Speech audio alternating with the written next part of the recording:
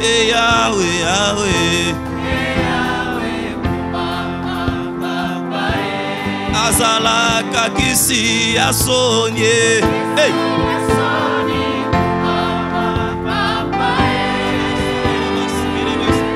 Yahweh, Yahweh. Hey. Est-ce qu'on peut insister? Là-bas. Oh, kisi asonye. Yahweh.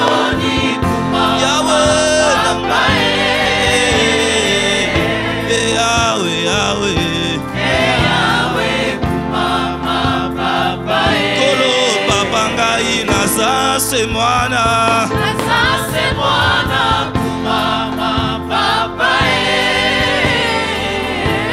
Yahweh, Yahweh.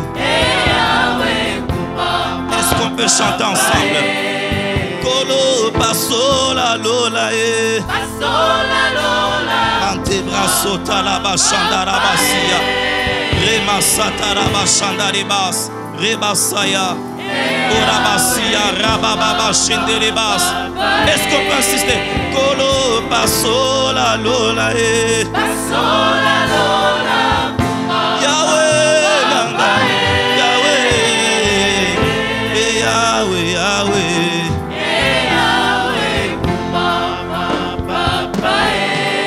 Est-ce que l'église peut seule chanter? J'aimerais que l'église chante sans vocaliste. Basso la lola kuma papa et Yahweh, Yahweh. Église du Seigneur, est-ce qu'on peut chanter ensemble? Rabababa. Yahweh, basso la lola et Marabas. Yahweh, Yahweh, et Yahweh, Yahweh. C'est déjà un moment de prière. Kolo paso la lola e. Est-ce que quelqu'un peut penser au Seigneur de gloire ce matin, mon Dieu? Et Yahweh, Yahweh. Yonde mo pesi na pema. Quand tu chantes, est-ce que quelqu'un peut voir un miracle ce matin? Le Dieu qui ressuscite les morts est ici ce matin. Alléluia. Chandele basandarabasi karabadesia.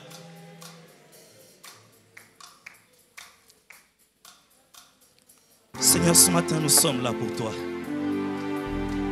Fais-nous du bien, Seigneur, par le Saint-Esprit. Je ne veux être qu'un canal par lequel tu peux faire du bien à ton peuple ce matin. Tire gloire en toutes choses, Emmanuel. Au nom de Jésus, nous acclamons le Seigneur. Alléluia. Je bénis le Seigneur pour cette faveur immense qu'il nous fait pour que nous puissions apporter la parole ce matin. Du fond de cœur, je dis merci à papa et maman Yvette, papa Kali, maman Yvette. Et merci à vous aussi, peuple de Dieu, d'être là ce matin. Est-ce que vous pouvez acclamer Dieu pour vous-même?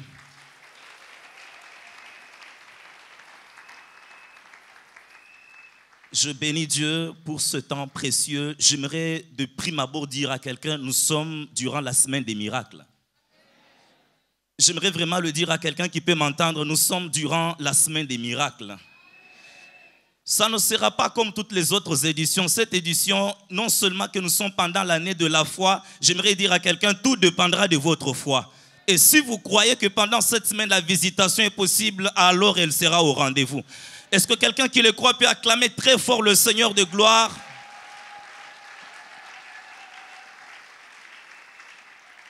Alléluia.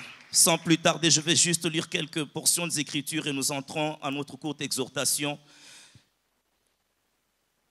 Je commence par le verset 22 de Marc 5. Alors vint un chef de la synagogue nommé Jairus, qui l'ayant aperçu se jeta à ses pieds et lui adressa cette instante prière. Ma petite fille est à l'extrémité, viens, impose-lui les mains afin qu'elle soit sauvée et qu'elle vive. Jésus s'en alla avec lui et une grande foule le suivait et le pressait.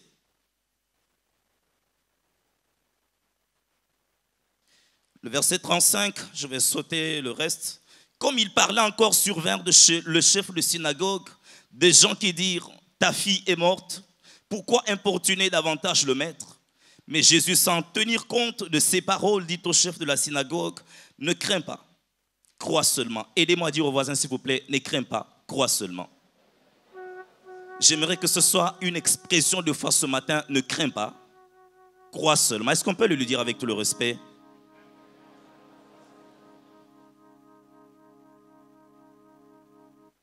Et il ne permit à personne de l'accompagner, si ce n'est à Pierre, à Jacques et à Jean, frères de Jacques.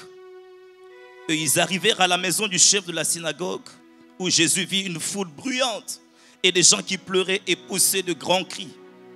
Il entra et leur dit, pourquoi faites-vous du bruit? Pourquoi pleurez-vous? L'enfant n'est pas morte, mon Dieu, mais elle dort. Et il se moquait de lui. Alors, ayant fait sortir tout le monde, il prit avec lui le père et la mère de l'enfant et ceux qui l'avaient accompagné, et il entra là où était l'enfant. Il l'a saisi par la main, très important, et il lui dit Talita Koumi, ce qui signifie jeune fille, lève-toi, je te le dis. Aussitôt la jeune fille se leva et se mit à marcher, car elle avait 12 ans. Et ils furent dans un grand étonnement. Jésus leur adressa des fortes recommandations pour que personne ne sût la chose, et il dit qu'on donna à manger à la jeune fille. J'aime comme ce passage finit, il dit, et il ordonna qu'on donne à manger à la jeune fille. Une manière de dire, là où la maladie s'est installée, là où la mort s'est installée, la vie est arrivée. Celle qui ne pouvait pas manger a commencé à manger. J'aimerais déjà commencer à déclarer sur la vie de quelqu'un, il y aura comme une sorte de balai. Non seulement que l'enfant a été guéri, mais l'enfant est revenu à la vie. Tout ce qui était en train de déranger cet enfant a disparu. Plaise à Dieu que ceux qui te dérangent disparaissent ce matin au nom de Jésus. Jairus, chef de synagogue, un homme de haut rang. Je bénis Dieu pour mon frère qui est longuement resté là hier. Sa fonction est remarquable, chef de synagogue, les défenseurs de la loi. Il n'est pas n'importe qui. J'ai poussé mon imagination plus loin pour me dire, sûrement, il y a quelque chose. Cet homme, quand même, il ne pouvait pas laisser sa fille, sa petite fille qu'il chérit, arriver jusqu'à l'extrémité. Sûrement qu'il a eu à consulter des médecins. Sûrement qu'il a eu à demander des conseils auprès des médecins chevronnés que je peux imaginer. Mais rien n'a pu apporter la solution. Et c'est ce matin que j'aimerais dire à quelqu'un, j'ai appris, bien aimé, que dans la vie, il y a des bonnes solutions et il y a des vraies solutions. Une solution peut être bonne, mais elle ne résout pas le problème. Et aussi longtemps que cet homme était là, en train de demander les médecins, il passe d'un médecin à un autre. La situation de la petite s'est empirée. Et quand il vient devant Jésus, il dit, ma fille est à l'extrémité. Mon Dieu, mais tu étais où depuis tout ce temps? J'aimerais dire la première des solutions, bien aimé, c'est Jésus. Avant d'aller voir le médecin, commence par voir Jésus. Avant que ce ne soit tard, commence par voir Jésus. Et c'est dans ces conditions que cet homme prend la résolution d'aller voir Jésus. Sûrement, je me suis dit, il y a quelqu'un qui lui a parlé de Jésus. Ou soit lui-même a expérimenté la manifestation de la puissance alors que le Seigneur prêchait. Mais simplement parce que la foi vient de ce qu'on entend, je me suis dit, sûrement il doit avoir entendu quelqu'un lui dire, moi nakokufa pamba papa, va voir cet homme-là, tika lolendo. Et il brave la foule, il brave tous ceux qui pouvaient défendre la loi, tous ceux qui pouvaient s'opposer à lui, dit, vaille que vaille, je décide, je n'ai pas d'autre choix. Il va voir le Seigneur. Et quand cet homme se présente devant Jésus, ses attitudes me marquent. Il se jette à terre. J'ai appris par le privilège de Dieu que les hommes que nous lisons dans la Bible, nous pouvons faire comme eux, parce que la Bible dit d'imiter la foi de ceux qui, par leur persévérance, héritent. Ça veut dire que nous pouvons télécharger la dimension de Jairus. Est-ce que quelqu'un est là ce matin? Si vous voulez expérimenter la résurrection ce matin, télécharge la dimension de la foi de Jairus. Ça veut dire que nous pouvons copier le modèle de Jairus et vivre le même résultat que Jairus. Parce que la foi, c'est comme une devise. Aux États-Unis, c'est la même chose. Au Congo, c'est la même chose. Si vous appliquez la foi, que ce soit aux États-Unis, vous aurez le même résultat. Même si vous êtes à Popocaba, que vous appliquez la foi, vous aurez le même résultat. Parce que Jésus-Christ est le même hier, aujourd'hui, éternellement.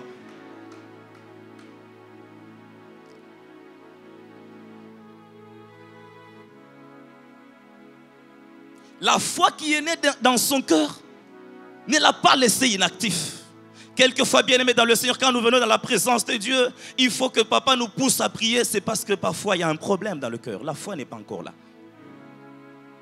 Quand la foi est née, il n'avait pas besoin de demander qu'est-ce qu'on va dire au Sanhédrin, qu'est-ce qu'on va dire à la synagogue. Il a décidé de braver toutes choses et il est parti voir le Seigneur.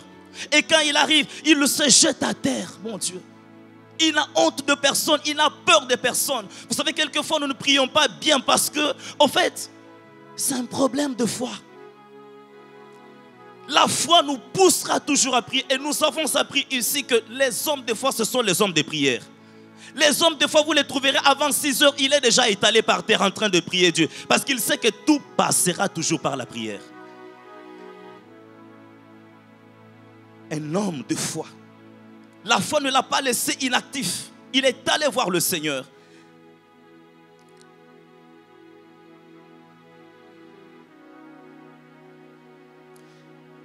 Et c'est ici que j'ai appris une nouvelle définition de la foi. Cet homme, quand il décide de quitter sa demeure pour aller rencontrer le Seigneur, il y a un mouvement qui se fait. Il tourne le dos à son enfant qu'il chérit. Et il va en direction du Seigneur qui a la solution. Et c'est ici que j'ai compris que la foi, c'est se détourner de sa situation pour se focaliser sur la solution. Ça veut dire que je regarde, je suis conscient. La foi est consciente, elle n'est pas inconsciente. Il est conscient que ma fille est malade. Mais qu'est-ce que je fais? Je réalise une translation, je me tourne pour me focaliser sur la solution qui est Jésus. Pourquoi? Parce que vous savez que les 5 sens communiquent un langage. Imaginez que cet homme soit là, il regarde sa fille en train de souffrir. Les yeux vont donner un message. Il entend sa fille qui dit: Papa Nazokoufa, je suis au bout, donnez-moi à boire. Toutes ces choses, il touche le corps, c'est 42 degrés. C'est des informations qui vont paralyser la foi. Et vous savez que sans la foi, il est impossible d'être agréable au Seigneur. Une manière de dire, s'il n'y a pas de foi, le Seigneur ne peut pas entrer en mouvement en votre direction. Il se décide d'avancer. Il tourne le dos à sa situation. Et c'est là que j'ai pensé un peu à ces Israélites qui sont allés espionner. Quand tout le monde voit: oh non, mais ce pays, c'est un pays qui dévore ceux qui y habitent. À leurs yeux, nous sommes comme les sauterelles. Au moins 2 hommes disent: c'est vrai. À leurs yeux, nous sommes comme des sauterelles. Mais si l'Éternel nous est favorable, ça veut dire que mes yeux ne restent pas figés sur la situation. Cet homme, en fait, il était conscient de la situation, mais aussi tellement conscient de la grandeur de l'Éternel. Il était tellement conscient de sa situation, mais conscient aussi que Jésus, c'est lui le grand roi. Il a la solution, c'est lui le médecin par excellence.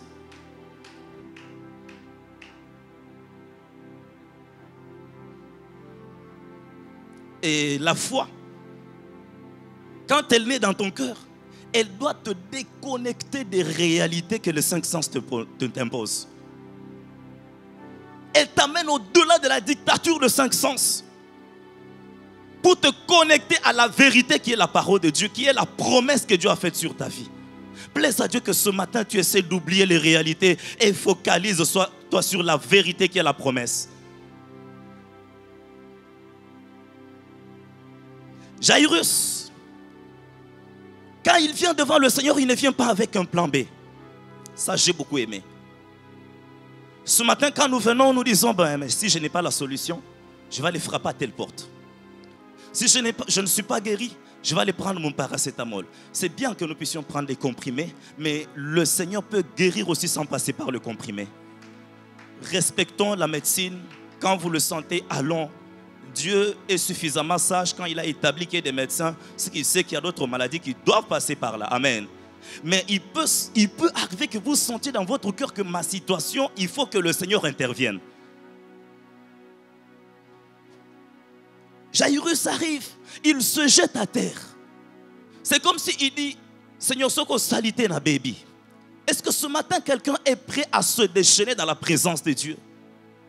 Ton problème, c'est que tu dis, je reviendrai encore demain mercredi. Et pourtant, le Seigneur a un rendez-vous avec toi pour aujourd'hui mardi. Alors c'est toi qui retardes la visitation du Seigneur. Parce que tout dépend de ta foi. Si tu crois ce matin, alors tu peux voir la grandeur de Dieu. Quand cet homme arrive, il ne vient pas comme un essayant. Il a laissé sa petite malade. Elle est sur le point de mourir, mon Dieu. Seigneur, si tu viens seulement demain là, je perds ma petite fille. Seigneur, si seulement, regardez déjà quand la femme à la perte de sang essaie de retarder la marche. J'imagine que cet homme, il dit, Seigneur, mais est-ce que tu ne vois pas que je suis là? Est-ce que tu as oublié mon problème? Il n'est pas venu pour que le Seigneur retarde sa marche. C'est comme s'il dit, Seigneur, s'il te plaît, décidez à amener Jésus dans sa maison afin que la vie entre et que la mort soit chassée. Afin que la lumière entre et que les ténèbres soient chassées. Est-ce que ce matin, quelqu'un est sur le point d'amener Jésus dans sa santé? Est-ce que ce matin, quelqu'un est prêt à amener Jésus dans sa vie de couple? Les choses qui ont été écrites pour notre instruction église. Est-ce que ce matin, quelqu'un est décidé à amener Jésus dans son travail, dans son cabinet? Ou tu dis non, je reviendrai encore la semaine prochaine. La foi de Jairus n'avait pas de plan B. Et quand il se jette à terre, c'est une expression de la reconnaissance de la suprématie de Jésus. Un chef de synagogue, mais qui doit se prosterner devant un jeune homme de 30 ans. Que s'est-il passé? Quelqu'un pourrait dire il a perdu la tête, mais non. Il a compris que devant lui, je suis tout petit. C'est lui qui est le plus grand. C'était une expression de la reconnaissance de la seigneurie de Jésus. Et surtout, j'ai aimé, c'était une expression de la reconnaissance de la capacité du Seigneur à changer la situation de son enfant. Quelquefois, nous prions avec mollesse parce que nous ne connaissons pas le Dieu que nous venons chercher. Nous n'avons pas la connaissance exacte de ce Dieu que nous cherchons. C'est la raison pour laquelle quand les disciples disent « Seigneur, apprends-nous à prier », ils commencent par leur dire « Ne rabâchez pas les mots comme certains ». Mais quand vous devez prier, dites « Notre Père qui es aux cieux ». Commencez par localiser l'adresse de la destination de vos prières. Commencez par localiser la personne qui est habilitée à vous répondre. Alors cela va changer votre foi. Parce que simplement, la connaissance que l'on a quand on s'approche du trône amplifie notre confiance en Dieu.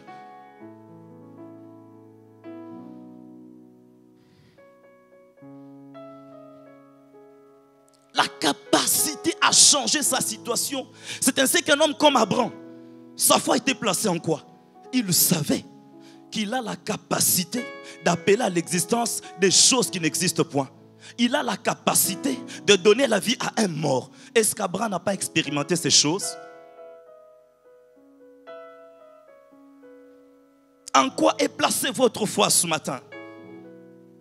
Alors que je dois chuter. Quand le Seigneur avance en direction de Jairus, une femme surgit. Elle est touchée divinement. Pourquoi? Parce qu'elle s'était dit en elle-même, si seulement je touche les pans de sa robe, alors je suis guéri. Mais après là, le Seigneur continue la marche. Avant d'arriver chez Jairus, la Bible dit, des gens viennent de chez Jairus pour dire, papa, arrête d'importuner le maître. Moi, Naouti Kokufa. J'aimerais dire, quand Jésus est là, la mort est pareille au sommeil. Vous n'êtes pas encore là. Ce n'est jamais fini tant que Jésus est présent. J'aimerais vraiment l'insister à quelqu'un qui pense que sa vie est au bout. Ce n'est jamais fini tant que le Seigneur est présent dans votre vie. Et le Seigneur lui dit, Kokipe Bangote, continue de croire comme tu as cru depuis le début, Jairus. Et tu vas vivre ton miracle. Ne crains rien, crois seulement. J'aimerais maintenant qu'on soit un peu spirituel avant qu'on prie. Aidez-moi à dire aux voisins, ne crains rien, crois seulement.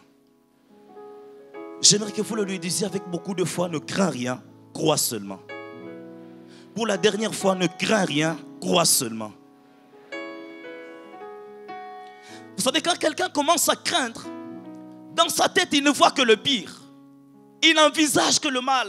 J'ai appris l'histoire d'un papa d'une soixantaine. Un jour, un homme de Dieu va le voir. Un matin, il est là, tout triste. Il lui demande qu'est-ce qu'il y a. Oh non, on a zomi tout là.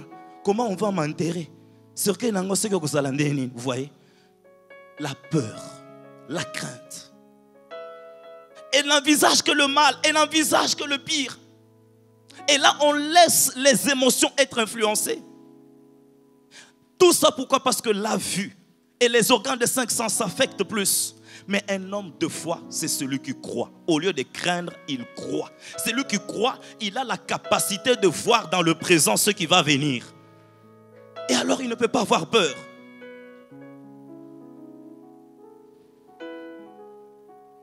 Et le mal de la crainte, avant que nous puissions chuter, c'est que la peur ou la crainte paralyse la foi. Et vous savez que Dieu ne fait rien si notre foi n'est pas en place.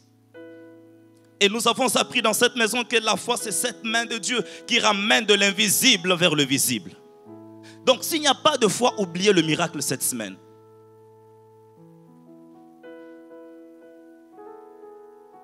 Pourquoi vous devez croire? Pourquoi je dois croire que cette semaine, c'est ma semaine? Retenez, je ne peux pas finir sans dire ça. Parce qu'avec Dieu, il y aura toujours une solution et qui lui est appropriée. J'aimerais vraiment l'insister, peut-être ici quelqu'un va m'entendre, parce qu'avec Dieu, il y aura toujours une solution et qui lui est appropriée. Il n'est pas que le Dieu qui guérit les malades, il est le Dieu qui ressuscite aussi les morts. Il n'est pas que le Dieu qui donne le travail, il est le Dieu qui accorde aussi la promotion. Il n'est pas que le Dieu qui donne le mariage, il est le Dieu qui donne aussi des enfants. Pas n'importe quels enfants, les enfants de la race de Samuel. Lui seul, il est prophète. Lui seul, il est sacrificateur.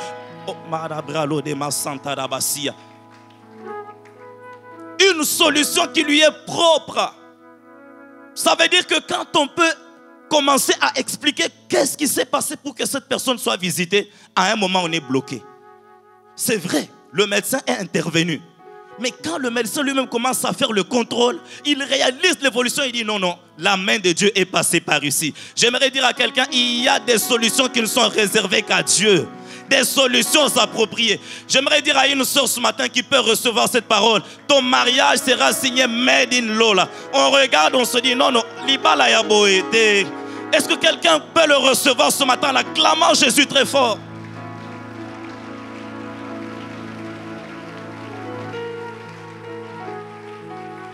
Nous voulons prier l'église du Seigneur. Mais j'aimerais que nous puissions prier avec cette pensée. Jairus, quand il arrive, il dit, Seigneur, viens, impose la main à l'enfant. L'enfant sera sauvé et l'enfant sera guéri. Cet homme est venu avec un plan de la restauration. Il est venu avec un plan de la visitation de son enfant. Ça veut dire, vous recevrez selon votre foi cette semaine. Un autre s'appelle le centenier romain. Quand lui il arrive, il dit, Seigneur, je ne suis pas digne que tu entres chez moi. Dis seulement une parole. Jésus n'est pas arrivé chez cet homme. Il a dit, crois, ton serviteur vit. Alors qu'il a un chemin, la Bible dit, il a rencontré des gens qui lui ont dit, Marambo changé, match ça bien. Que s'est-il passé? Oh non, c'est à telle heure. Il réalise que c'est exactement l'heure à laquelle le Seigneur lui a dit que ton serviteur vit. J'aimerais dire à quelqu'un, peut-être que vous avez laissé votre épouse avec une difficulté à la maison, même s'il est au travail. Je prie et je déclare qu'à cause du Saint-Esprit, qu'elle soit localisée là où elle est ce matin. Mon Dieu. Quelle est votre foi ce matin? La femme à la perte de sang a cru que si je touche, je suis guéri. Ça s'est passé exactement conformément à sa foi. La syrophénicienne s'est dit, Seigneur, fais quelque chose. Et le Seigneur dit, ta foi est tellement grande que les choses vont se passer comme tu veux. Est-ce que quelqu'un regarde la brèche que Dieu lui donne? Je répète, les choses cette semaine vont se passer comme nous voulons à cause de notre foi. Alors, je finis en disant, vérifie bien ce en quoi tu crois véritablement. Est-ce que quelqu'un est là ce matin avant qu'on le prie? Vérifie ce en quoi tu crois véritablement. Parce que cette semaine, le Seigneur ne nous a pas amenés ici en aventure. Et tu vivras conformément à ta foi. Est-ce qu'on peut se lever dans la présence du Seigneur?